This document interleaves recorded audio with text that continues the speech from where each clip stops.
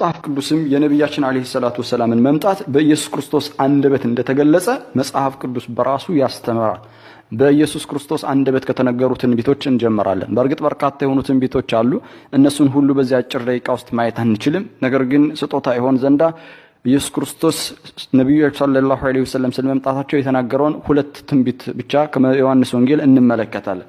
በዮሐንስ ወንጌል በምዕራፍ 16 ዮሐንስ ወንጌል ምዕራፍ 16 ቁጥር 7 ላይ ኢየሱስ ክርስቶስ እንዲህ ይላል፣ እኔ ግን እውነት እነግራችኋለሁ እኔ እንድሄድ ይሻላችኋል።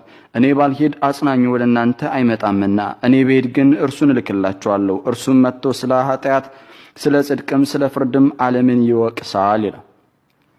እንግዲህ ይህንን ጥቅስ ቆም ብሎ ማየት አስፈላጊ ነው። በዮሐንስ ወንጌል 16:7 ላይ እኔ ግን እውነት እላችኋለሁ እኔ እንድሄድ ይሻላችኋል ይላል። እኔ እንድሄድ ይሻላችኋል፣ እኔ ባልሄድ አጽናኝ ወደ እናንተ አይመጣምና ይላል። አሁን ኢየሱስ ክርስቶስ አጽናኝ እንደሚመጣ ነግሮናል።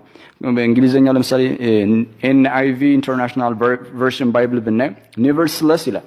nevertheless I tell you the truth, እኔ ግን እውነቱን ነግራችኋለሁ። It is to your advantage that I go, for if I don't go away, the counselor will not come to you. If I don't go away, እኔ ካልሄድኩኝ አጽናኙ ወደ እናንተ አይመጣላችሁም ይላል። አጽናኙ ለመምጣት ኢየሱስ ክርስቶስ መሄድ ግድ ይለዋል። ግን አብዛኞቹ የክርስቲያና ሊቃውንቶች በተለይ መጽሐፍ ቅዱስ ምሁራን ምንድነው የሚሉት ይሄንን ጥቅስ በተመለከተ ይሄ ስለ ነብዩ መሐመድ ሰለላሁ ዐለይሂ ወሰለም መምጣት የተነገረ ትንቢት ሳይሆን መንፈስ ቅዱስ እንደሚመጣ ኢየሱስ ክርስቶስ ትንቢት መናገር ነው ይላሉ። መንፈስ ቅዱስ አስቀድሞ እንደነበረ በግልጽ መጽሐፍ ቅዱስ በርካታ ማስረጃዎችን ማቅረብ እንችላለን። ሰዓቱ ስላልሆነ እነዛ ማቅረብ አልችልም። አሁን ግን ዘፍጥረት ምዕራፍ 1 ቁጥር 1 ላይ ብቻ መመልከት እንችላለን።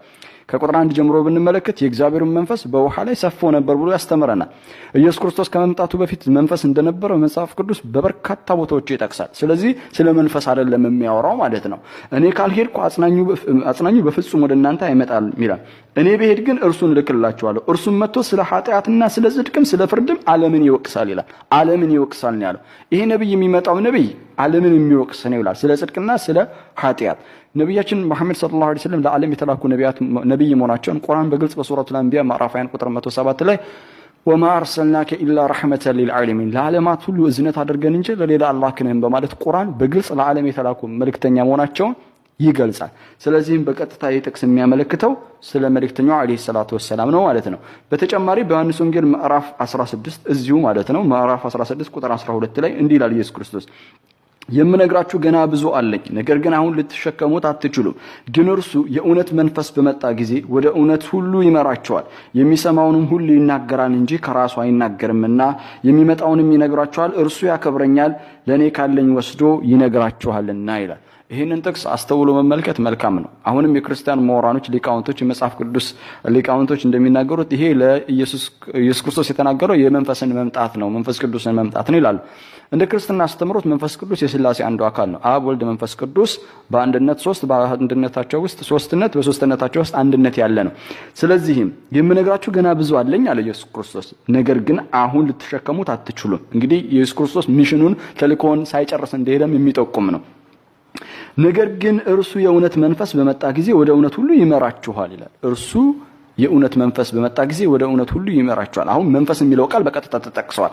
ስለዚህ መንፈስ ቅዱስን ነው የሚያመለክተው ካልን አይደለም። መንፈስ ሁሉ ጊዜ መንፈስ ቅዱስን አያመለክትም። መጽሐፍ ቅዱስ እንደሚያስተምረን በአንደኛ ዮሐንስ መልእክት በምዕራፍ 4 ቁጥር 1 ላይ መመልከት እንችላለን። አንደኛ ዮሐንስ መልእክት ምዕራፍ 4 ቁጥር 1 ላይ ወዳጆች ሆይ መንፈስን ሁሉ አትመኑ፣ ነገር ግን መናፍስት ከእግዚአብሔር ሆነው እንደሆነ መርምሩ፣ ብዙዎች ሐሰተኛ ነቢያት ወደ ዓለም ወጥተዋልና ይላል።